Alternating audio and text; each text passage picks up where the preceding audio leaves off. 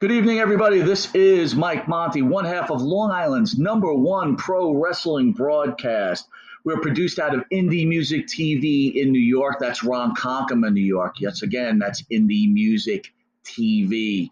You could also catch us on RTF Sports Network. That's RTF Sports Network, the #1 growing streaming sports network on the air today. Catch us every Thursday from 8 p.m. to 9 p.m. Yes, we're their anchor show. And catch our rerun on a morning drive time from 10 to 11 a.m. You could also catch us on the Monty and the Pharaoh YouTube page, the Facebook Live Monty and the Pharaoh page, Twitch TV Monty and the Pharaoh page, Spotify, iHeartRadio, Anchor, or any streaming network. We're on it. You can find us anywhere. Also catch us on New York Cable, Channel 115, every Tuesday from 8:30 p.m. to 9 p.m. Also catch us Saturday mornings on Channel 115 from 6 a.m. to 6:30 a.m. And catch us Saturday morning at 1:30 a.m. on Channel 20. Soon we'll be coming to Amazon, so catch us there also. We want to thank everybody for the support. And again, please catch us every Thursday, 9 p.m. to 10 p.m., Monty the Pharaoh, Long Island's #1 pro wrestling broadcast, new, old, endangered, and let's have a little fun. Talk to you soon.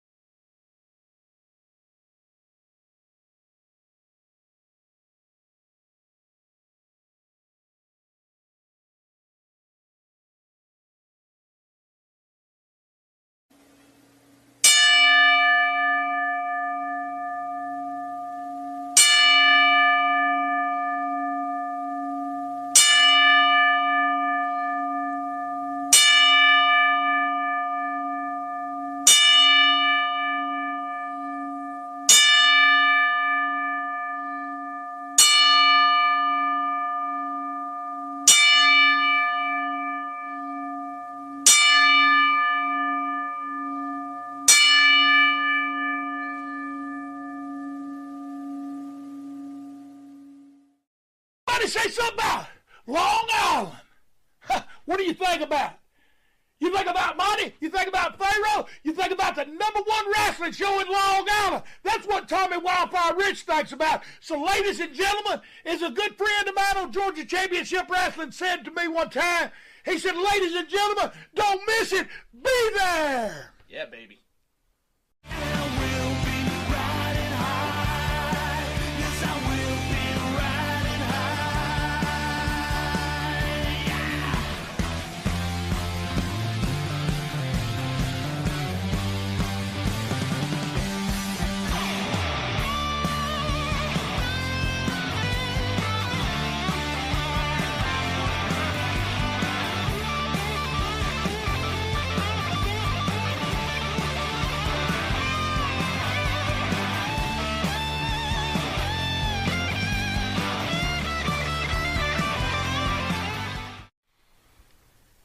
The Monty and the Pharaoh Show is brought to you by... Because wine is your second favorite four-letter word. California wine, New York attitude. Good fucking wine. Yeah. Jimmy, I gotta take a dump. What? No, I mean I need a dumpster. Well, for all those needs, you need to call Big V Dumpster Rental, Long Island, New York, 631-900-DUMP.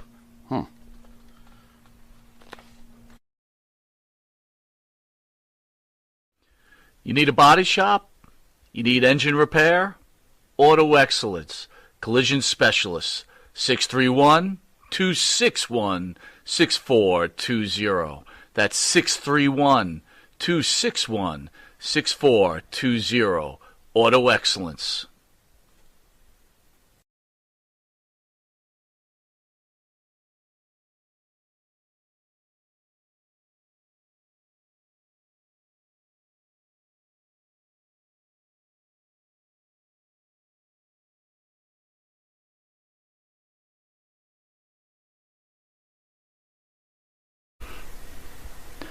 All right, welcome back to Long Island's number one pro wrestling broadcast, filmed out of Indie Music TV here out of Ronkonkoma, Long Island. At the board is our super producer, Matty Ice. And to the right is the star of the show, Mr. Jimmy Farrow. Jimmy, how are you, buddy? Very good. What's going on, partner? Thanks for coming in today. Yeah, well, It's been a long weekend, right? It was real easy to come in today. That's for absolutely sure. Really easy. Before we reveal why it was easy to come into today, I would like to thank the band that sings the theme song for Monty and the Pharaoh. That is Jimmy Farrow's own band, Wisteria Hall. Him and his partner, Bart Griggs, who we consider one of the greatest songwriters of this era, sing songs such as In My Dreams, This Life, Not Far Behind, Here Comes the Rain, and, of course, the theme song, Riding High. You can find their music on Spotify, iTunes, and Reverb Nation. Monty and the Pharaoh could be seen on the Monty and the Pharaoh YouTube page, the Facebook Live Monty and the Pharaoh page, iHeartRadio, Spotify, Anchor, Twitch TV, the Monty and the Pharaoh page, Channel 115 every Tuesday from 7 to 7:30. That's New York cable. And for early risers on Channel 115 every Saturday from 6 a.m. to 6:30 a.m. for the early risers. And on Channel 120, 2 a.m. to 2:30 for those people that don't like to go to bed. Like me. And this, for ourselves, is an honor to have not probably. Well, before I even say this. Oh, man. Make this count, brother. This is probably the biggest moment in the history of the show. Yeah. This gentleman has meant so much to the world of pro wrestling. Yeah. And to these two individuals just sitting at this table. But before I address this gentleman, I want to ask him, can we call you Bob Backlund or do we call you Mr. Backlund? You call me Bob Backlund. You got it. Nice. So I will say this. Nice. This is our honor to have the greatest all-time wrestler in the history of professional wrestling, Bob Backlund. Bob, thank you for gracing us with your presence. Thank you very much, and I appreciate that introduction. But it's I'm in the business, and there's a lot of tough guys in there, and they there's a level that's sometimes higher and higher and higher to get to that point. But Well, I would tell you, sir, I love what I do. From this man here and this man here, you are the level. You are the man. You raised us on professional wrestling, sir. Yeah. And regardless how your feelings are, we love you. And thank you so much for what you've done for us personally and the professional wrestling world. This is a very important moment for us, and I'm sure for the fans who are watching you right now. Well, back in the day, Vince McMahon Sr. was looking for All-American Boy to take over for Bruno Sammartino. And he looked all over the world. And he met a lot of people, and he saw a lot of people that he had working with him that do certain things. And then he saw me, and he called the promoters and asked who would be the best guy to be the All-American Boy for my company. And every one of them said me. Because they knew I was reliable. They know I would show up. They know I'd outwork everybody. And some of those people that were working for Vince Sr. were partying all the time. And I did the partying when I was 15 years old. I got over it. But that's how it started. And I want to be a role model. I want to do the right type of things. I want to help people. I love doing what I'm doing. I want to thank you personally because as the sport has, and I call it a sport, and I always will, as the sport has gone on over the years, the entertainment factor of it has gone way over the top, but the person who made me believe in this sport from day one was you. Because you, to me, were legitimate, and you were legitimate, and you brought sport to sports entertainment, and I have to thank you for that. I thank you a lot for that, too. I'm very proud of your words that came out of your mouth. Because I like wrestling. I love wrestling. And, it's a business, but still, it's not easy, and you can get hurt pretty easy. Oh, yeah. And that's one thing, too. I never was hurt in the wrestling business.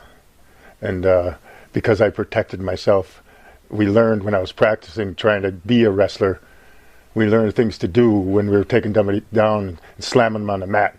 And if you don't do that, you're going to hurt yourself and your opponent. So there's a big art that goes on throughout a match when you're at the arenas or whether you're watching it on TV. So, Bob, let's go back a little bit. You talk about Vince McMahon Sr. looking for the All-American Boy. Here you are coming from Princeton, Minnesota.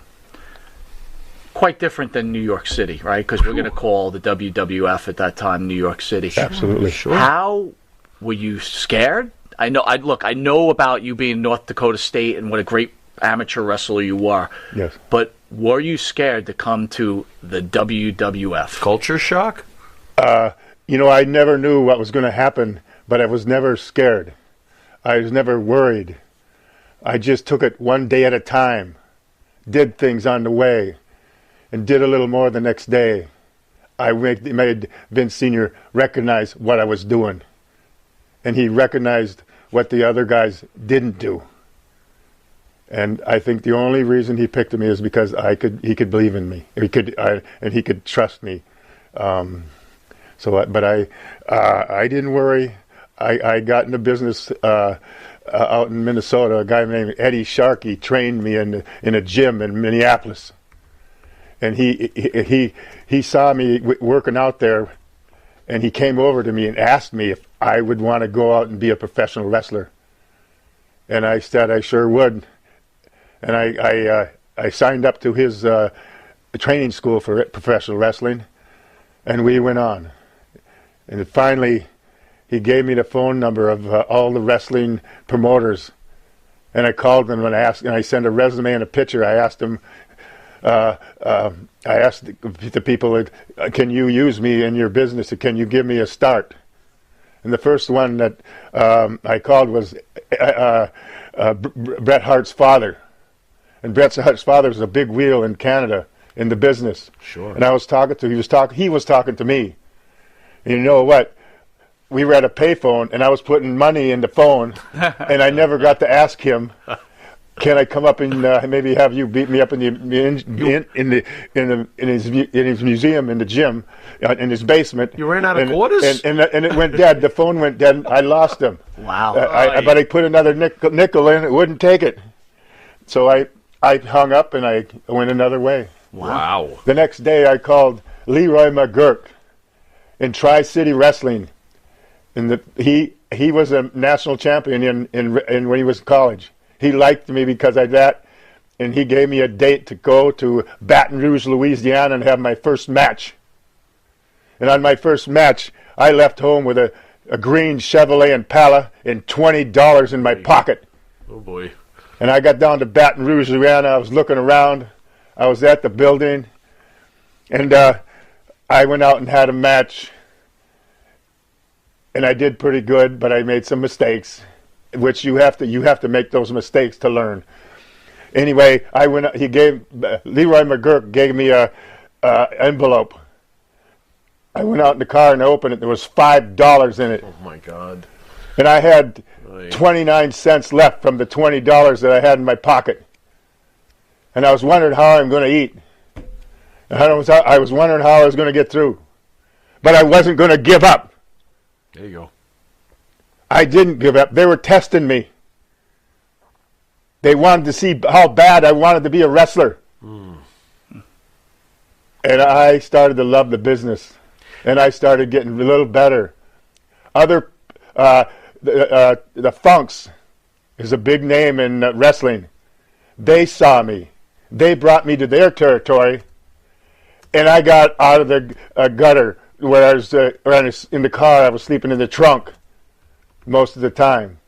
But I got out of the gutter there, and they liked me. And Terry he knew everybody in the country that was doing it. And then they sent me to Florida. And they were going to call and have me come back. They never called, and I never went back. There you go. And then it got up to, the news got up to Vince Sr., and that's where it started. Had you ever watched any pro wrestling before getting into pro wrestling? Very little. My mom was a big fan, but I didn't watch a lot of it. Okay. But there's a big art. When you're in the ring, you want to have the people down a level as far as being energetic, and start down in that low level, and you want to build where you get them into the match more and more and more and more, and then you have a great big comeback at the end. And you know what? You do that, and you're going to make money. They're going to come back and see you again on the return match. Sure. And they certainly did for you. Sure, That's for sure. years and years and years, for sure. How was the first conversation with Vince Sr.? Can you tell us about the first time you spoke to Vince Sr.? Yeah, well, that was a long time ago. Okay. And he just asked me a bunch of questions, and he said, "You're going to be my man." It's in my book. Absolutely. And by the way, there's things in my book if anyone has not read this book, and I'd be highly surprised if anyone didn't. In fact, I could tell you, Bob, a couple of summers ago, I sat at the beach and read this book cover to cover. Yes. And it's incredible. It is, tell me if I'm wrong, but it's basically your career or your life in wrestling from start to finish. You cover almost every match with every opponent. Yeah. It's incredible, this book. Yeah. The name of the book is Backlund, From All-American Boy to Professional Wrestling's World Champion. I'm glad you said that, because I want people to know that I'm not making it up when I tell them about that book. I'm not getting cocky but that's what it is. If you are a pro wrestling fan, Yeah. this is exactly how a book should be written. The way you explain match by match and the things that went on, and you actually go into your opponents about how they were as a person and as a wrestler. I mean, for fans out there, I was a Jesse Ventura guy and I was an Adrian Adonis guy. You cover them in this book and your matches with them. And I remember them like I was watching it back then, the way it's written. Yeah. Unbelievable. Yep. Yeah, it's that's what I thought. It's very detailed. And then I kind of like the 18 principles that would help you in life in the back of the book. And the first one is the golden rule. And if you don't know what the golden rule is, it means treat people how you want to be treated. And then there's one about getting your kids into sports so they can grow and get stronger and live a longer life. Amen. Exercising is a road to getting better. Sitting down in a chair all day and not moving, and you're going to shrink down sometime sooner or later. I better have all the chairs removed from my house. Yeah. What do you think? I'm not. Bob, at the time you're going to the biggest federation here on the East Coast. You're going to New York City, and you're faced with filling the shoes of what many look at. The greatest wrestler ever. You're filling the shoes of Babe Ruth. Yeah. As you come in there, was this intimidating to you? Did you think about it? Like, oh my God, I have to fill the shoes of Bruno Sammartino.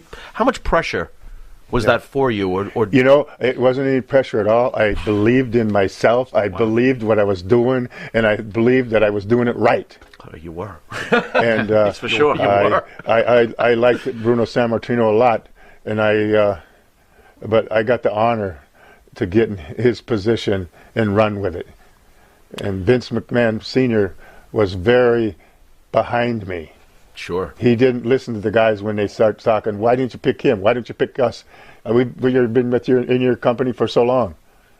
And he had his reason, and he stuck with me. And it was nice to be able to have a boss that's going to do everything that he needs to have done for his guy that's working for him. And I'll never forget him. And he was a great person, and he had a lot of energy, and he had a great business, and he wanted it to grow and grow and grow. On the subject of guys who we've heard were against the idea of having you become champion, you defeated superstar Billy Graham. I'm not sure if I got the date nailed, but I know I think it's February of 1978. Pretty close. If I'm not mistaken. How was your relationship with Superstar Graham? Did he resist the idea of giving the belt up to you behind the scenes? Oh yeah. He didn't want to do that at all. He didn't want to do it at all. But he wanted. It was because of himself. In the business, you don't do things for you. You do things for the business and the match. You can't go in there and think about, I'm going to look good in this. You're going to have to share that. You're going to have to get your opponent over, so you can draw more money and do a better job. There's no playing around in there, and no trying to take, I'm going to go in there and I'm going to get this guy and tear him apart. Did he resent you? Did he treat you, wrong during any of this? He didn't want to do anything with it, but he knew he couldn't do anything else as far as beating me. Right. I'd get him in a bear hug, and he's supposed to be strong. I'd get him in a bear hug, and I was standing up in the air. I got my hand squeezed behind my back, and I pick him up, and I bring him down right to the mat on his shoulders, and he's in the pinning position. And then I let him be there for a little bit, and I pick him back up. And he can't do that to me. Yeah. I did it to him. That's right. There you go. So I didn't look as strong, but I believe inside I have some strength. Well, we'll discuss that, because I have an interesting comment to speak to you about. But Vince McMahon Sr.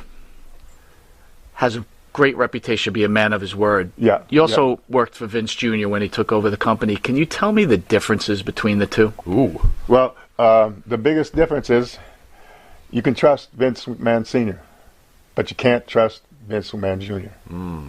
And I can say that because I got the belt one time, and he told me that I was going to keep the belt for a year and drop it back to Bret Hart. 3 days later, I'm in Madison Square Garden, and Diesel,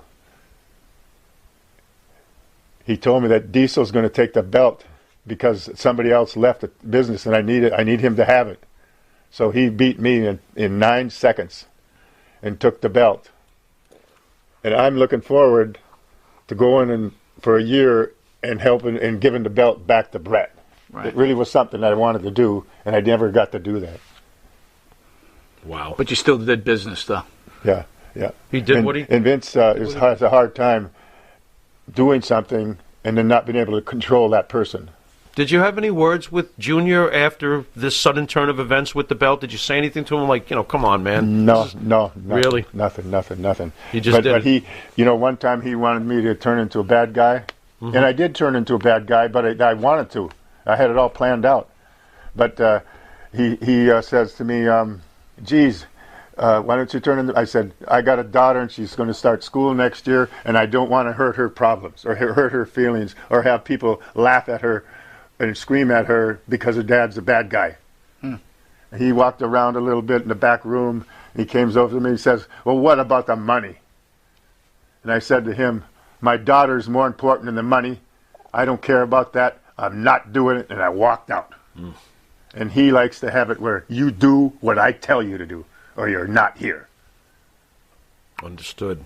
And that, my friend, is a and that's all move. In the book. Most of it's in the book. Absolutely. I'm not lying. I'm not stretching the point. I'm just telling you how it was. Once again, what Mr. Backlund is talking about is Backlund, from All-American Boy to Professional Wrestling's World Champion, written by Bob Backlund himself and Rob Miller. And what's really important is the foreword is from Rowdy Roddy Piper. Wow. Hello. This is a must-read book. Bob, do you know where the book is sold that you could probably tell people? I have it, and it isn't sold, I don't think, any place. But I have it, and the way it is, I can't do anything that, with the visor stuff in there. You can't have any book signings, and I gotta find some place where I can go and just market it. Right. And I like doing that. I believe in the book. I think it's a wonderful book, and I think if somebody reads it, they could maybe change some of the things they do to live a longer life. Absolutely. Absolutely. Bob, over your storied career, you have worked with a countless list of characters that are held in such high regard over the years. But I want to ask you, because you were around during a very special time when managers meant something. Can you tell me any thoughts or memories on Captain Lou Albano, the Grand Wizard, and let's complete the trifecta, Classy Freddie Blassie? Well, all the managers were, they were tied to Vince Sr. Okay. And he would tell them what to do, and they would do it, and tell them who they were going to manage, or they tried to figure out how Jimmy Snuka would sit Captain Lou Albano, how they would fit together, or the Wizard, and they worked on that pretty hard. But the managers are a big part of the business, and a lot of times they go in the ring and wrestle because of what Snuka did to him, or Captain Lou Albano did to him. He started stealing his money in some way or another. So but the managers are kind of an important part of the business. Did you ever want to be like, if you had turned heel? Let's just fantasize for a second. If you had turned heel, of those three, which one would you have liked to have been paired up with? I'm just playing fantasy wrestling now. If I turned into a bad guy back in those days, yeah. Well, I turned into a bad guy, and I don't think I kind of liked being on my own. Right. And I wasn't I didn't. I liked being alone. I was doing something and doing the talking, and you don't want somebody else doing the talking for you. Sure. How did talk? But I when I was a baby face, I say, I was very humble and I couldn't do a good promo. When I became Mr. Backlund, right later, I built up an attitude with the talking, and my discourse got a lot better. And I could yell and scream just like everybody else. Sure. And tell them, hey, we're going to have fun tonight if you like it or not. There you go. We're going to put you to work. How'd you feel about Arnold Skoland? Being paired up? I think it was important to have Arnold Skoland in your corner as a face in those early days. I tell you, that's important because he was there, and he, a lot of times, some people did some things they shouldn't have been doing. Sure. And he took care of it. He got in there, right. Yeah. He did something to assist you. I agree with that. There you go. But to tell all the people that are out there in your audience, I loved every day I was in. I couldn't wait to get to an arena, and I couldn't wait to get home to go play with our daughter in the snow. I wanted her to know she had a dad. There you go. And the business was part of my life. It was my life. Yeah. Well, Bob, by the reaction of the fans watching right now, there's people out there saying this is a Christmas gift for them. This is so wonderful that you're here, and thank you again. This is incredible. Very happy people out there right now listening to you. And by the way, you know what? You didn't know, your book is on Amazon. Some of the fans wrote, so it is available on Amazon. Okay. Bob's like, it is? Yeah. Well, yeah, people are people, and they got their ways. But you know what? They got to be committed to their ways, and they got to treat you good, and you got to treat them back. The golden rule, if everybody participated in using the golden rule, just think where we would be right now as a country. It would be a lot better off. Bob, we recently, unfortunately, lost wrestling great Pat Patterson. One thing we go back to in our early days is you had a 4 consecutive match program at the Cardinal with Pat Patterson. Any memories of the program and of Pat, of course, passing? Oh yeah, big memories. Pat Patterson it was he's been in the business. He built a match while he was going in there, and he's the only man in the world that ever went 4 times in a row in Madison Square Garden. There you go. And when we got done with the people, they were just out of it as far as excited and happiness and wanting to have another war. They didn't want it to end. And then Vince Sr. is very obvious of that. He's out there listening. He said, "We'll have it again then." And they announced the match for the next show. And there we go again. 4 times in a row. It was fantastic. And he was a real big artist in the match as far as building it. You start out real slow. You do something. You get broke down again. And you do it again. And each time you do that, the people get louder and louder and louder because they want him to beat me up, or I want to beat him up.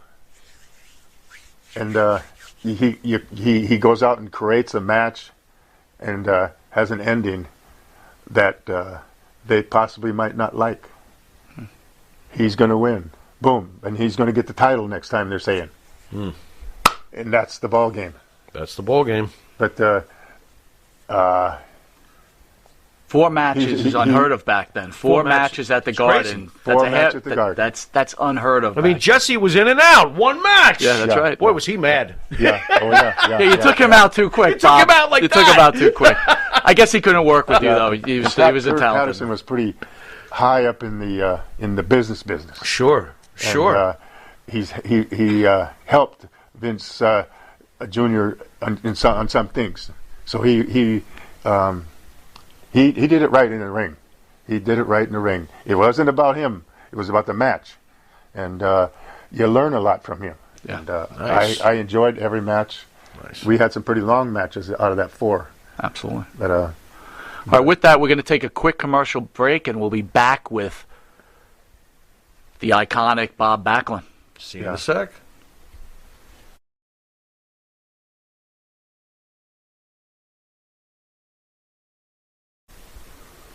M&J Video Games and Collectibles. Sport and non-sport cards, wrestling items, autographed items. We buy, sell, and trade. M&J Video Games and Collectibles, located at 1049 Queen Street, Southington, Connecticut. Call us at 1-860-479-9223 or 860-93-GAMES. M&J Video Games and Collectibles.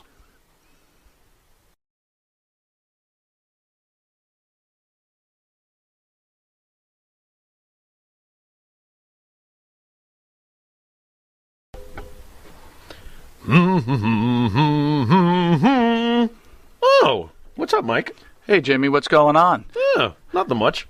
You know, Jimmy, I love this country. Oh. I love to buy Made in America material. And I love to buy my artwork at TAG, T-A-A-G, Made in America, 14 East Broadway, Port Jefferson, New York, 11717. The shop at the corner. All right, welcome back to Long Island's #1 pro wrestling broadcast. Monty Nefaro, seen every Thursday, produced out of Indie Music TV in Ronkonkoma, New York. But this is a Saturday, and boy, is this a special Saturday. Yeah. Interviewing the iconic, the former 2-time world's heavyweight champion, former tag team champion, former All-American, probably, if not, the greatest pro wrestler of our time. Oh, yeah. The great Bob Backlund. Absolutely. Bob, I want to ask you, you obviously had a relationship with Andre the Giant. Can you give us any stories on Andre, possibly? Oh yeah. He's got Oh, yeah. There's good stories about him, and then there's some bad ones. But to me, he liked people that weren't swearing and weren't the drugs and this and that. Okay. He stayed away from that, but he could drink 100 bottles of beer in one night. And he was like, go after it. And, did he ever try to take you out on a night on the town? Because I'm not sure if the 18 rules of Bob Backlund involve 100 bottles of beer. No, I would be with him. I would be with him, and I'd leave him early. I said, I'm going home. I'd leave him. I'd leave him early, okay. And then I'd go home, and he would come up and say to me, how come you left so early? I said, well, I got to get up the next day, and I got to work out in the morning. Okay. And if you want to come with me and work out with me in the morning, then I'll stay with you at night in the club. Fair. And he said, I'm not going to do that. I didn't think he would. I did not think he would. But he had a sense of humor, and he was a good man for the business. Bob, I was recently on the phone with William Murdoch. He's an author of a couple of pro wrestling books, really good writer. And we got into a conversation about Harley Race. Ooh. And he told me that Harley told him the strongest man he's ever wrestled was you. Nice. Really? Nice. Yeah. That's what he said. Yeah. My question to you was, and he couldn't answer this for me, so you had those unification bouts when you wrestled the NWA champion. Yeah. Were you ever worried that Flair or Race would go into business for themselves and try to take that WWE title for you? Because you remember, you're competing organizations. Did you ever think they were going to try to do that type of situation? Are you talking about Ric Flair? More Harley Race, right? I don't think Flair really could do anything against Harley you. Race, for some reason, he really liked me. He helped me some stuff in the ring. I had a match up in upstate in the AWA with him, and he was teaching me how to create a match in an hour. And you learn a lot every time you do that. But he was really behind my door as far as wanting me to be getting over. And he had a belt in St. Louis, and he wouldn't drop it to anybody but me. Mm. Wow. And that's pretty nice of him to do that. I was young then, but he said, I want to drop it to this guy. Wow. And that's in the book too. That is. How about Flair? Ric Flair, I was going to wrestle him down for a championship match, and there's something happened that went wrong with the promoters, because they had so many promoters. They had to make a decision what they wanted to do and then what the finish was going to be, and they were kind of arguing with Vince McMahon Sr. and they kind of treated me different than normal. And I called up Vince Sr. and I just telling him that, geez, I'm here. I said, nobody's talking, nobody's there. And he said, well, they're all talking about what to do. And they got these people, all these promoters that are calling in and trying to maybe get the belt on Ric Flair. And I said, well, why don't you tell them to try it, and I'll just do what I want to do in it. And a few hours later, Ric Flair come in and said, "Don't hurt me." There you go. That's right. There you go. And then we went on. And then they made us do a kind of thing where he won the match, and I didn't lose the title. That's great. Yeah. And again, you could hear all these stories on Backlund, from All-American Boy to Professional Wrestling's World Champion. Again, people, I've read this book from cover to cover. It is so detailed. The way it's written, it's like watching it back when we were watching it when we were kids. Can't get better than that. It's unbelievable. Paints and again, a picture. How Bob goes into each wrestler, that he gives you a look about what kind of wrestler they were, yep, what kind of person they were, yep, and it's a must read. And I have to ask this while we have the man here. Back in those days, this was junior high, high school for us. His favorite was Magnificent Morocco. Yeah. My favorite was Greg Valentine. Guess where you come in? Oh, no. Here he comes. He's going to beat my guy. Yeah. So I wanted to ask you about the night of my, I think it's the 14th birthday. Greg Valentine, who you fall on top of. Yeah. I remember the match. And the referee counts, and Valentine pops up, and he tells the referee, I won, and he walks out with the belt. Any memories of that particular night what went on behind the scenes? And what was it like working with Greg Valentine? Because for a whole week, I almost thought my guy had won the belt. So much for me. Well, he was a great wrestler. He'd been in the business for a long time, and his father was in the business. Johnny. And his father was had some really great things to do. He could get more heat. They figured the people really hated him, and that's a good thing. It's for him. It's not a bad thing.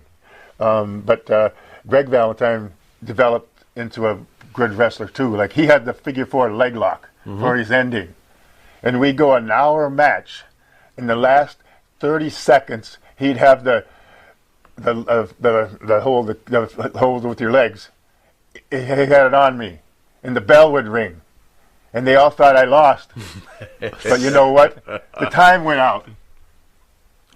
And now we got to come back and do it again. Was he one of the first guys you went 60 minutes with? No, Harley Race, Ric Flair. I went. Let's see, Don Morocco. Okay. Just everybody. We were at your Texas Death Match with Morocco at the Garden. Absolutely. That's how far back it goes. Yeah. Wow. Yeah, I had a lot of. Don Morocco. I had 14-hour matches with him. And they kept telling, Vince Sr. kept saying, he said, well, I'm waiting till you get it right. That's funny. Yeah, cha-ching, cha-ching, cha-ching. Still waiting till you get it right, cha-ching.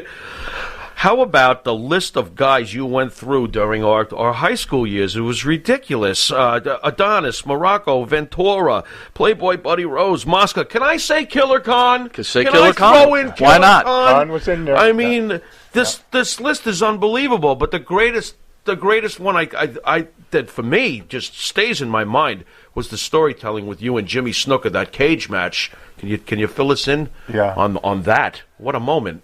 Well, he was a little shaky when he's in the ring. Oy. But we were in the cage, and he climbed up the cage, and then there was another something over the cage, so he climbed up the top of that, and I was down on the floor of the mat, and he jumped down and tried to land on me, and I moved out of the match. I moved out of the way because I wasn't going to let him hit me because he was off balance most of the time. And I dove out of the ring, and I kept the belt. Well, there's a moment. Talk about storytelling. Oh, I think he comes off. You could correct me. He comes off that top rope, maybe with like a cocoa butt. Yeah. Okay. And then he decides, hey, he's not just going to do the Superfly splash on you. He's going to the top of the cage. Yeah, that's what he did that day. But you do the pop-up. You see he's going up, so then you act like you're out unconscious. And then when he jumps, you move out of the way. Yeah. Was that your idea? Is that your writing right there? Yeah, I let him think that he was going to get me. Yeah. That is one. I was there live. Yeah. And that was one of the most. Talk about telling a story in a wrestling ring. Yeah. That simple move, incredible. By the way, I know it sounds. I don't even know how this sounds. Is that something you guys can even practice before you have it happen? No, there's no. Oh my God! No, you don't do that. So that was a one take. Hello. Yeah. Dude, I'm amazed at that. And you know, when he started going up there, I acted like I was going to grab him, and then he just turned around and laid down on the floor. That's great. Boy. Look, I know you probably stood clear of this, right? But as you know, what were your thoughts when you heard that Jimmy's girlfriend, Nancy Argentina, came up? Pardon me?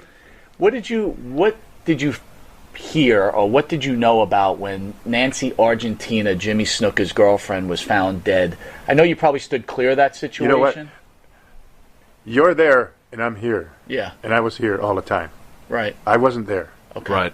Right. I didn't hang around with him. I didn't drive with him. There you go. I had some people, they had me in the car one night, and they started smoking marijuana, and I rolled my window down, and they rolled it back up, And a couple minutes later, I said, "Stop the car. I want to get out. I don't want to be in your car." Right. And they wouldn't stop. And you all know the ones that were in the car. Yeah. The click guys. They wanted to be in a click all together so they could get power. Right. And I knew all about that. And I didn't do that. I walked away. They went in the bar, and I walked home from there. It was in Georgia. Wow. And I was, and there was one of the guys that I had a lot of respect for because what he did in amateur wrestling, but I lost that respect after seeing him do marijuana, and after him wanting me to do it with them. They wanted me in their push so they could put pressure on somebody if they want to leave, and everybody would leave with him. The people that were smoking. That's a great message. You're sending a great message right out there to the kids and the world, right? Not to be pressured into something you don't want to do. Yeah. Well, I didn't have a big family, but I like kids a lot, and I have fun talking with them and playing with them. Did these partying guys ever make you feel isolated afterwards, or try to bully you in the locker room? Oh, this guy's a square. Did you have to deal with any of that nonsense? There was nothing said. No word was said about that. There you go. And that was in the book. There you go. He'd put him in a chicken wing anyway. Without a doubt. That would be the end of that. All right, we'll be right back with pro wrestling icon, Mr. Bob Backlund. Can you get a little humble on? That's right, folks. Canine Corral for all your dog daycare and overnight care. Call 631-549-1544. That's 631-549-1544.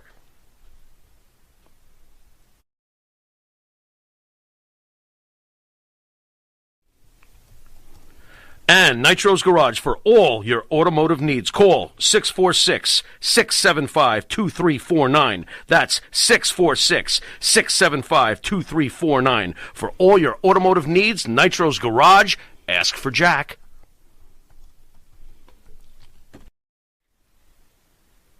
Jeff Quest, graphics design, custom vinyl lettering, and all your art and video needs. 516-317-8204. That's for Jeff Quest, graphic design.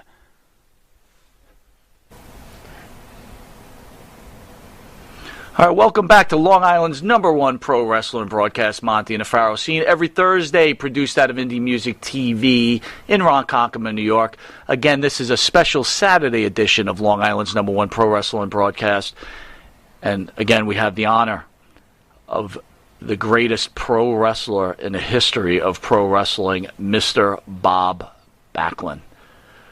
Bob, change starts to happen in the WWF. Vince Jr. starts to take over. He buys his stuff from his father. He decides that it's time for a change, right? He wants to take the belt from you. Yeah. Rumor has it, and we've had some of these wrestlers in studio, and they claim that you had a problem with turning the belt over to the Masked Superstar because I heard he was the first choice. Yeah. Is that a true and accurate story? No, he didn't want to give it. He didn't want to put the belt on me. No, not Superstar Graham, Masked Superstar. Okay. So when they were taking the belt from you at the end, they're like, Bob, we're taking the belt from you. We want to put it on Masked Superstar. Did that ever take place? That's the story that's been told. Not that I remember. Okay. Fair enough. Was it your choice or Vince's to put it on the Iron Sheik? That was theirs. I don't get involved with the angling of what's going on in the ring or what's happening in the ring. So you didn't feel strongly one way or the other as to how your title change was going to go about? What we were going to do, no. Fair enough. No. Fair enough. Let Vince Sr. pick the time, and he picks the guys, and I just go in there and have the matches and try to protect the match and the champion. How did you feel about Iron Sheik take? Because I got, just as a fan, watching you all those years, your entire reign, I watched you beat Morocco. I watched you beat Valentine. I watched you beat Mosca, Khan, Stan Hansen. Yes. I watched you beat all these guys. Sabisco, Slaughter. And then you lose to the Iron Sheik. And as a fan, I was confused. I'm like, he's not as good as Stan Hansen. He's not as good. What a nerd I am anyway. But how did you feel about the Iron Sheik? The Iron Sheik was an animal. The Iron Sheik was an animal. Obviously, in real life, obviously. He was in a country and worked in that country. He was a Shah's bodyguard. And he had a person that he was his roommate, and they found him dead. He came to Minnesota, because he was a wrestler, he was in the Olympics in Mexico. I like somebody that knows how to wrestle. There we go. That we've heard. Yes.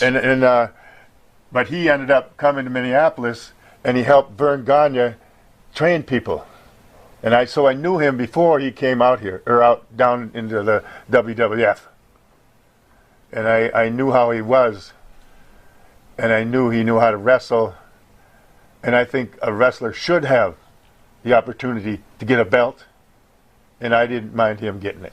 Okay. So, Bob, one of the great interviews, again, is when you lose the title to the Iron Sheik. Oh, man. Lord Alfred Hayes is interviewing you. That was great. The emotion that you show, I have to ask, was that true emotion? Here you are, 5-year champion, people loved you, and it's got to hurt when they're taking the title from you. Was that legitimate emotion, or was that purely acting? You know what? When I speak, it doesn't come from here. It doesn't come from over there. Yeah. It doesn't come from over there. I don't make things up, but it comes from here. There you go. I say what my heart wants to say. That's my tool. And you can say, this guy's almost crazy. But I don't care. Oh. I'm doing my job, and I'm trying to do it the best I can. And I want to be for those people out there, not the ones inside the club. Wow. I love what I'm doing. I did anyway. And the Sheik, I knew he was a great wrestler. And I respected him. And you know what? He says some bad things about some people once in a while in interviews. But he's never said a bad thing about me. Who could say a bad thing about you, The Bob? Bob Backlund. To be honest with you, who could say a bad thing about you? Yeah. I don't know, but I'm just saying, he takes advantage of some words with some people. Understood. If he doesn't like them. But he appreciated what we did in the ring. Bob, you represented to me, and obviously historically it's been proven to be true anyway, you were the last of the great, when it was sports first and entertainment second, in my mind, because as pretty much right after you're champion, we have WrestleMania, here comes Hulkamania. How did you feel about Hulk Hogan when you first got the news that Hogan was going to be champion? Did this bother you? Was Hogan what you don't think of when you think of a professional wrestler? I'm curious as to how you felt about that. Yeah, well, I'm thinking about somebody that that knows how to wrestle, and it's a good thing to have that experience. But I don't mad him. I didn't try to beat him up or anything like that. But Vince McMahon says the words, and I do the job. Did you feel it was the wrong direction, or did you see that Hogan must have something? I just knew it was going to happen. Right. And that's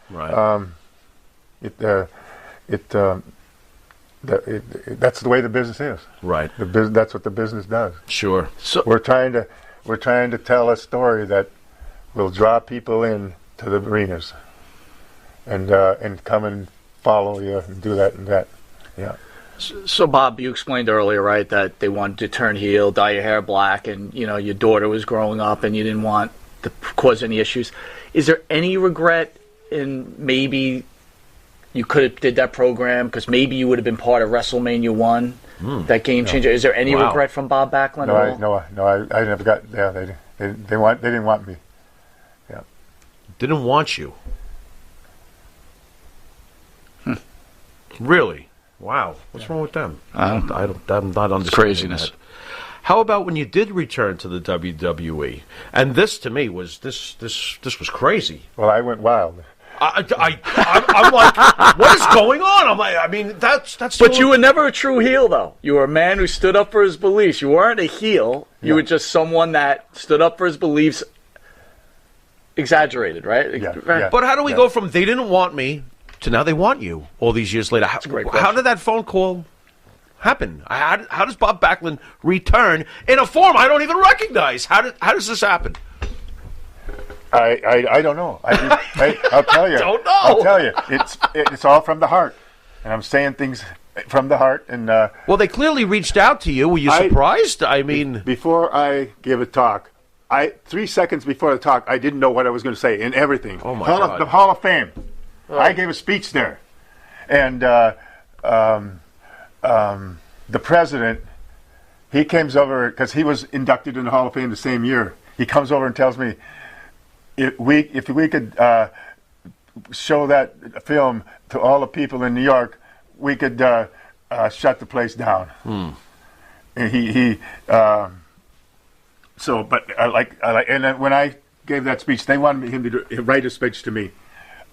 I got up to the podium, and I didn't know anything that I was going to say the 10 seconds before I started. wow. It was just a natural thing that comes out of my body. Were you surprised when they asked you to return in the early 90s after your first run? You had to be surprised. They wanted to do something with that would help the whole group. Okay. Not just me, but to help the whole group. Wow. Bob, I always like to hear about the wrestlers' families. How did your wife and daughter handle your schedule, and were they super supportive? Like, how did that work? It was a long road, and my wife was in North Dakota, and I was down in Texas, and that's where I met her. And I used to call her on a certain day and talk, and she got her dream job right after college, and she was working there. And I called her up on my fourth time that I called her. She said, "I quit my job." I said, "You quit your job? That's the job you love." And she said to me, "I got to be with you. I love you." And she drove her car from North Dakota State University, stopped in Princeton, Minnesota to save my parents, and then came to live with me. Incredible. Bob, I want to get some fan questions in. Are you watching wrestling presently? We don't have a TV. Okay. Wow, I thought I was the only one. Cool. Yeah. Okay. Interesting. That's cool. How come? We don't want one. Nice.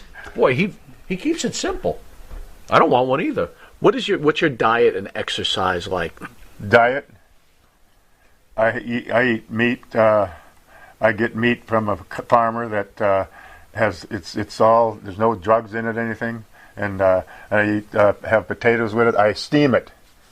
And I have potatoes with it, and certain other things I put in there, some broccoli and some onions and things like that. And that's pretty much my diet. Do you get those things from the farmer too? Because I'm picturing you not even going to the supermarket. You just go to the farmer.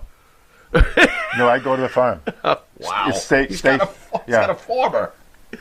Yeah. Oh, my and they Lord. got a little place where they store everything. I just go up there probably once a month to get my meat. Stock up. And what do you do to keep yourself in such great shape, exercise-wise?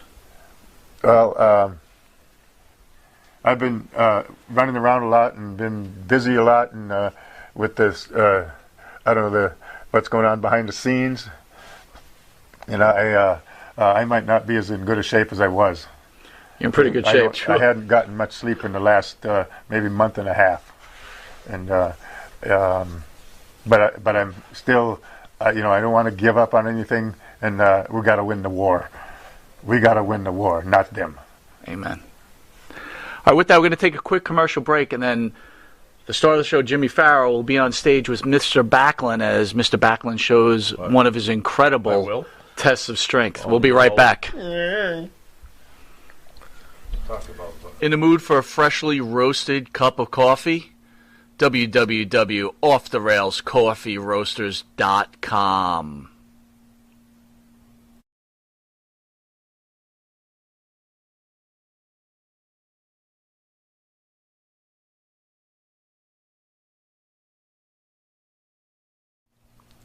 And APB, American Protection Bureau, voted #1 best on Long Island for all your security needs. Call 631-390-9050. That's 631-390-9050. APB.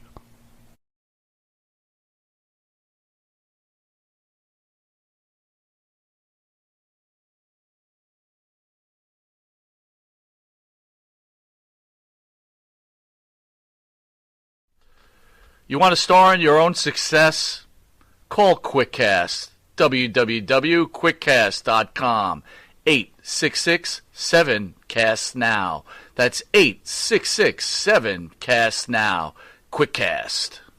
Star in your own success.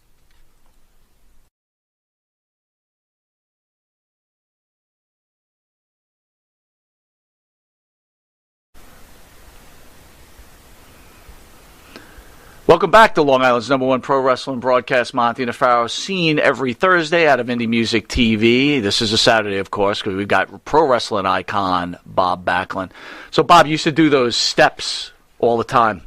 The Harvard step test is what they call it. Absolutely. Yeah. You couldn't do that anymore, could you? I could. Come on, stop it. No way. No way. I could. Yeah. Show me something.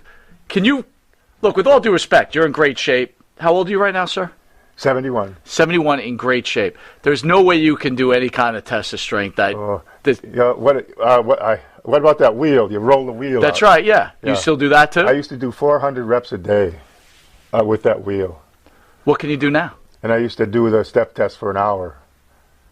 Can you? But you think I'm lazy?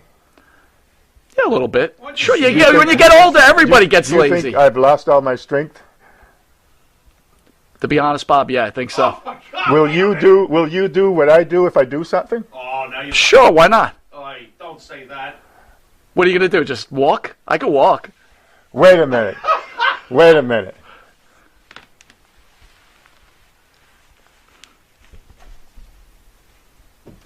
Hey, don't bring them over here by me. I'm minding my own business over here. Oh, jeez. All right, yeah. What is going on here?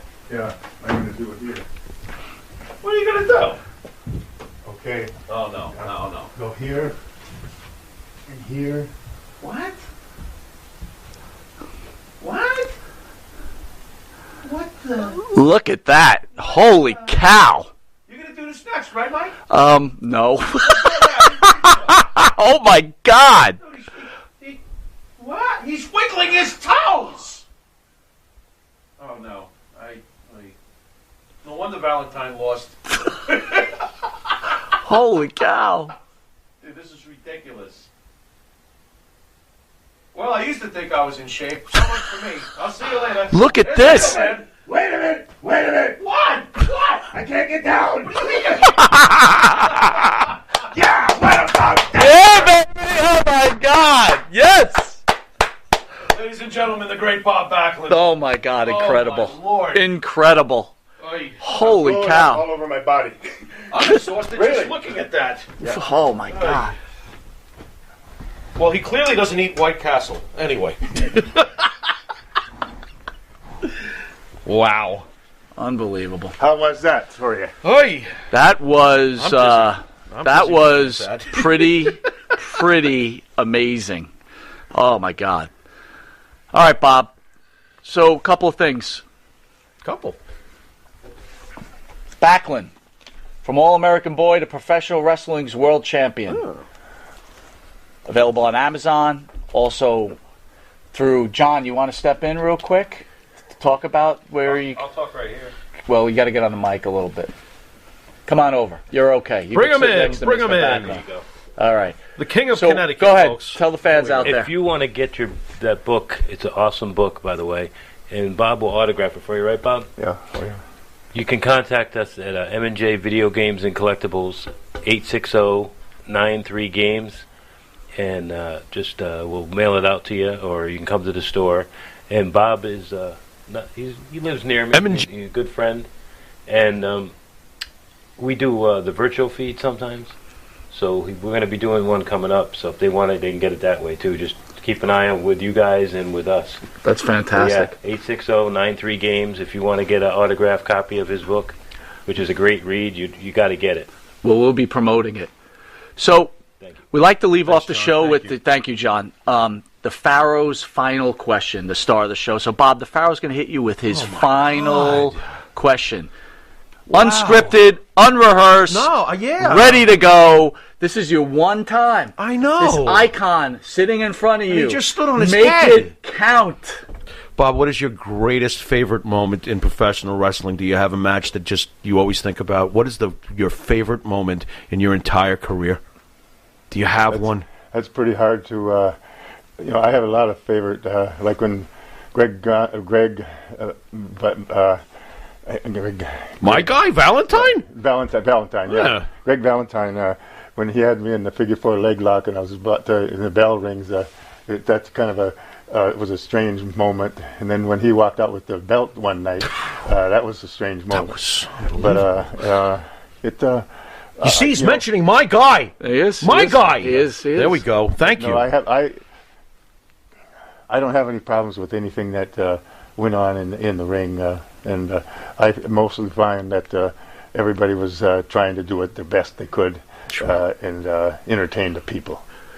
All right, I'm going to hit you to be entertained. You want you to be happy. Yes. We want you to be, hey, I had a good time tonight. Oh yeah. And whether it's business or work or not, you just enjoy my entertainment. We were fortunate enough to see you at Madison Square Garden. We were fortunate enough to see you at the Comac Arena. Wherever we saw you. At the Nassau Coliseum. Any memories of the Nassau Coliseum? Yeah. Those were great days. All right, Bob, I'm going to give you Monty's final question. Oh. The Mount Rushmore of professional wrestlers. Who is Bob Backlund's Mount Rushmore? Gotta pick 4 of professional. You're not wrestlers. the first one we've done this to. You got to pick 4. Who is Bob Backlund's Mount Rushmore? I'm trying to pick out 4 wrestlers that were the best. The best that you would put on Mount Rushmore if you could. That you feel epitomize professional wrestling. These are the 4. I think Don Morocco would deserve some special thing because of what he does. We had our matches that were fantastic. He was magnificent. Yes. And then even George Steele. Wow, that's great. What a guy, and what a character, and he gets the people some way or another throughout the match. Okay, we got 2. Does my buddy Greg get on this thing, or? And I like Ken Patera. Wow, great. I liked him because he was always about the match. Right. And he helped me. He had my first match with me on my first match in the WWF. Wow. And it was down in New Jersey. And he really did some things where he could have just made me look bad, but he did things to make the match look good, and I grew, and my level of like with the fans went up because of what he did for me in the ring. Okay. And then we had another match, and it was a little better than the one we had before. And then the people get more behind you, and that's what a babyface has to have. So we got Morocco, we got Patera, we got Steele. Who's number 4? What was it? One more 4. Is it Valentine? No, it's not Valentine. I lose. Not Your Valentine. guy got on the statue. That's it. Oh my God. So Valentine got all the mentions, but Morocco got to the top of the 4. Then we're even because his favorite. We'll take this up later, Bob. Who's number 4? But Don Morocco was the one. Okay. One of those 4. Oh, we got Morocco, Patera, Steele, and Valentine. I'm going to help you with one. Yeah, Bruno Sammartino. Bruno. Oh my God. I wasn't here that much, so I didn't really. Right. I knew his name, I knew where he was. Right. But I wasn't around watching his matches all the time. Right. And going to Madison Square Garden. So Valentine is on there. So there. All right. So we're almost out of time. What is your message to the people of this country from Bob Backlund in these hard times between the virus, what's going on in the government, all this racial tension. What does Bob Backlund say to the people to help them? I ran for Congress one time, and I enjoyed it. And I was down in Washington, D.C., and we can't give up. We got to keep believing ourselves. And you know what? Here's what I say. We can do it. We can do it. I wrote that on some of the papers that I signed for people earlier today. You can do it. Yes. They don't have to do it for you. You do it. And I think our country should be us, not them. Beautiful. With that being said, Jimmy, you want to send us out? Well, first of all, just before we go, once again, Bob, thank you so much. We've been wanting you on for years. We always hoped that this moment would come, and we are not disappointed in the least. Thank you so much for being here today. Thank you. And Bob, to be honest with you, we always said at the beginning when we started this journey and we've progressed as people started to enjoy the show, True. We said if we had Bob Backlund on and it ended tomorrow, we've achieved what we wanted to achieve. Yeah. So we thank you for allowing us to have this opportunity, Bob. I get to send out a good, I'm trying to send out a good comments and stuff to the people. And that you are. And Thank you for everything you've done, Bob. Thank you for your career and the person you are today. Thank you. You've been watching Long Island's #1 pro wrestling broadcast, Monty and Nefaro, seen only here out of Indie Music TV. You can catch us on YouTube, the Monty and Nefaro page, Facebook Live Monty and Nefaro page, iHeartRadio, Spotify, Anchor, Channel 115, where you will see Mr. Backlund in probably a three-parter. Probably. Every Tuesday from 7 to 7:30. For early risers, 6:30 a.m. to 7 p.m. And on Channel 20 for you people that like to stay up late, 1:30 to 2 a.m.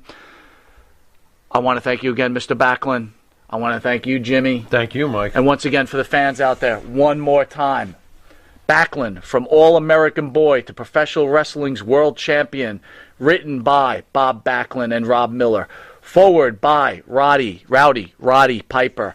I will tell you, I've read this book. Oh, yeah. It is incredible. And after this interview, I'm going to read it again. Absolutely. This is Mike Monty. This is the Pharaoh. It don't get better than this. Until next time, later.